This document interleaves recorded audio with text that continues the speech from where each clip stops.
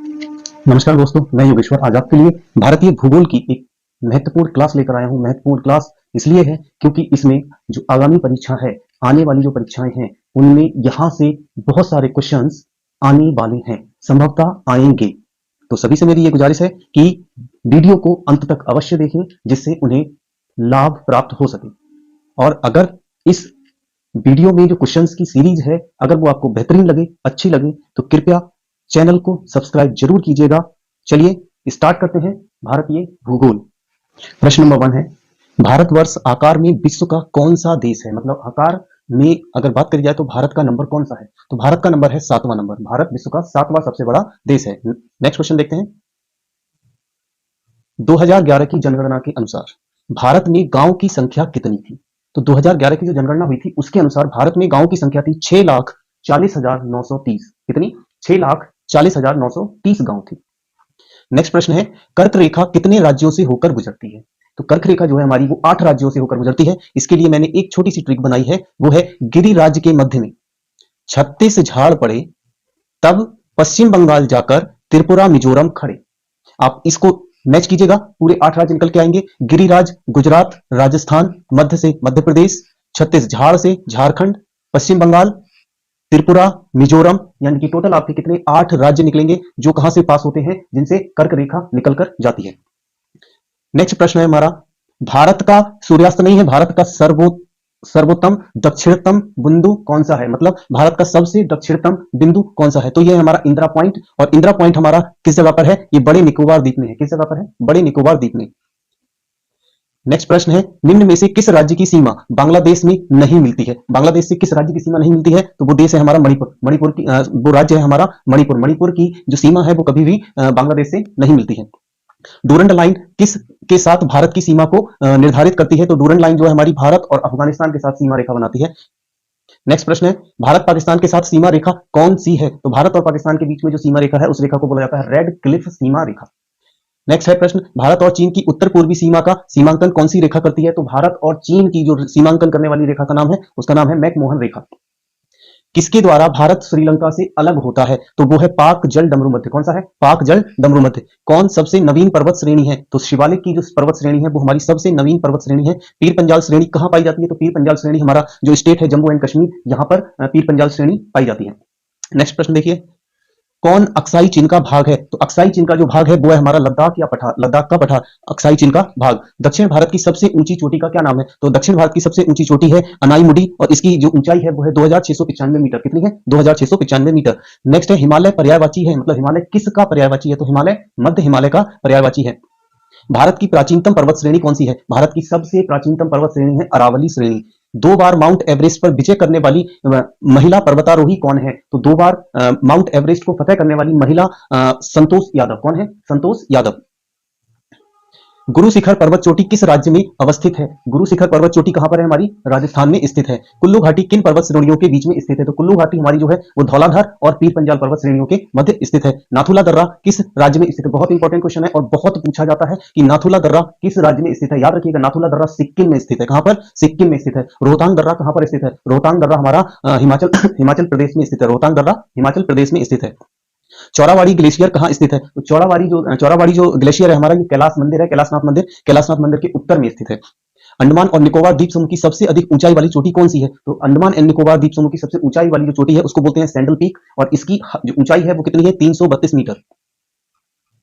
10 degree channel पृथक करता है। 10 डिग्री चैनल अंडमान को निकोबार द्वीप से पृथक करता है। श्रीहरिकोटा द्वीप स्थित है। श्रीहरिकोटा द्वीप पुलिकट झील के समीप कहां पर? आंध्र प्रदेश में। तो एक क्वेश्चन और आया कि पुलिकट झील कहां पर है? तो पुलिकट झील कहां है? हमारी आंध्र प्रदेश में है और यहीं पर क्या है? श्रीहरिकोटा द्वीप स्थित है।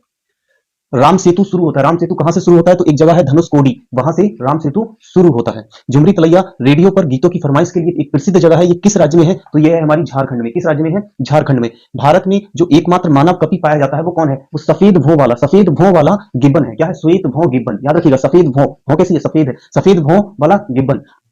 वह जनजाति जो सरहुल त्योहार मनाती है, कौन सी जाति है? मुंडा। सरहुल त्योहार कौन मनाती है? मुंडा जाति।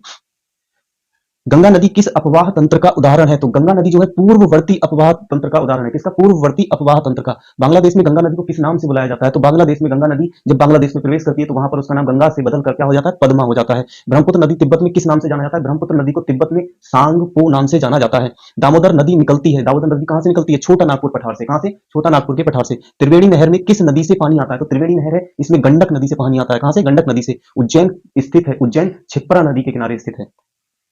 हुंडू जलप्रपात किस नदी पर निर्मित है? तो हुंडू जलप्रपात हमारा स्वर्ण रेखा नदी पर स्थित है, स्वर्ण रेखा नदी पर। जोग प्रपात किस नदी पर है? जोग प्रपात हमारा शरावती नदी पर है। कौन सी? शरावती नदी पर। नेक्स्ट प्रश्न देखिए, बेम्बनाथ झील कहां पर स्थित है? बेम्बनाथ झील केरल में स्थित है। कहां पर? केरल में स्थित है। चिल्का झील कहां है? चिल्का झील उड़ीसा में स्थित है। ये जो क्वेश्चन मैं यहाँ पर डिस्कस कर रहा हूँ, ये क्वेश्चन बहुत ज्यादा पूछे जाने वाले क्वेश्चन है, इसलिए पूरी की पूरी वीडियो को लास्ट तक जरूर देखिए। सारे के सारे क्वेश्चन का जो कलेक्शन है वो अच्छे अच्छे क्वेश्चन को कलेक्ट करके यहाँ पर लाया गया है। भारत के किस राज्य में फुलहर झील स्थित है? तो फुलहर झील हमारे उत्तर प्रदेश में है। कहां पर है? उत्तर प्रदेश में। भारत के किस राज्य में मानसून का आगमन सबसे पहले होता है? तो भारत में मानसून का जो आगमन है वो सबसे पहले कहां होता है? केरल में होता है। नेक्स्ट प्रश्न देखिए, भारत में सर्वाधिक वर्षा मुख्यतः प्राप्त होती है, तो सर्वाधिक वर्षा कहां से, कौन से मानसून से प्राप्त होती है? ये है हमारा दक्षिण पश्चिम मानसून, इससे हमें सर्वाधिक वर्षा प्राप्त होती है। भारत में सबसे, क्वेश्चन गलत है, भारत में सबसे ज्यादा वर्षा वाला स्थान, यहां कम नहीं होगा, यहां पर क्या होगा? ज्यादा होगा। क्या ज्यादा? सबसे ज्यादा वर्षा वाला स्थान क्या है? तो सबसे ज्यादा वर्षा वाला स्थान है मासिन राम, चेरापूंजी में एक जगह है मासिन राम, वहां पर सबसे ज्यादा वर्षा रिकॉर्ड की जाती है।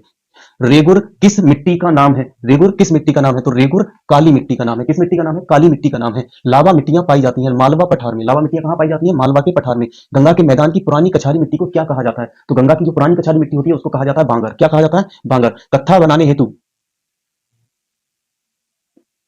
बनाने हेतु किस पेड़ की लकड़ी का प्रयोग किया जाता है? तो एक पेड़ होता है खैर, खैर की लकड़ी का प्रयोग किसमें किया जाता है? कत्था बनाने में किया जाता है। भोजपत्र कहां मिलता है? भोजपत्र हमारा हिमालय में मिलता है। कहां मिलता है? हिमालय में। किस पौधे के फूल में, किस पौधे में फूल नहीं होते हैं? ऐसा कौन सा पौधा है जिसमें फूल नहीं होते हैं? तो वो है हमारा फर्न। क्या है? फर्न।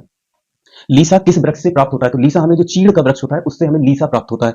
सारण सिंचाई नहर कहां से निकाली गई है? तो सारण सिंचाई नहर हमारी गंडक नदी से निकाली गई है। नागार्जुन सागर परियोजना किस नदी पर स्थित है? नागार्जुन सागर परियोजना कृष्णा नदी पर स्थित है। कौन सी नदी पर? कृष्णा नदी पर स्थित है।